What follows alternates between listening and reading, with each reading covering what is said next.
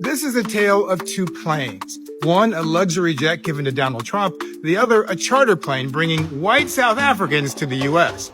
One is an example of blatant corruption. The other, an example of blatant racism.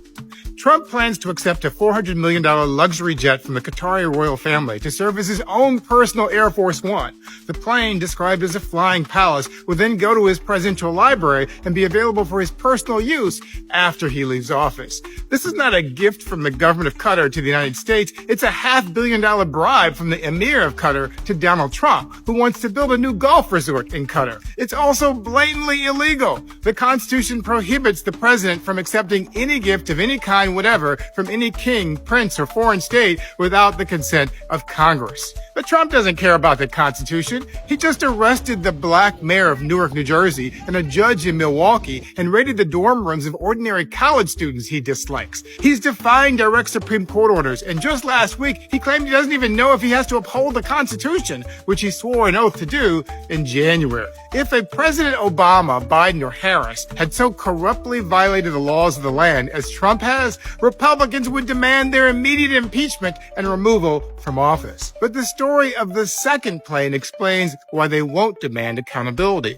A charter plane carrying white people from Johannesburg, South Africa, has just landed in Washington, D.C. While Trump is deporting black and brown immigrants from Latin America, the Caribbean, and Africa, he's using your tax dollars to fly white people, and only white people, in South Africa to move to the United States, claiming that they are the true victims of racial discrimination.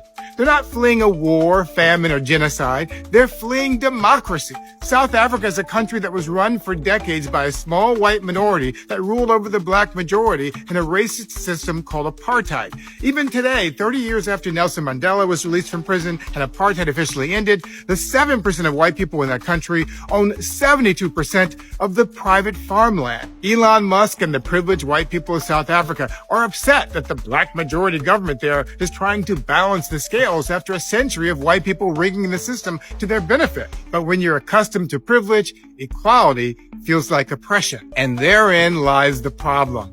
As long as Donald Trump supports white supremacy, white America will continue to forgive his incompetence, ignore his corruption, and dismiss his illegal and unconstitutional behavior. By electing and supporting a twice-impeached convicted felon with 6 bankruptcies, 3 wives, and multiple fraud judgments against him, the majority of white voters made it very clear they don't care about the Constitution, law and order, family values, corruption, the economy, the budget deficit, or any of the things that they complain about whenever they're not in charge. What they care about is protecting white power above all else. It's not America first they want. It's white America first.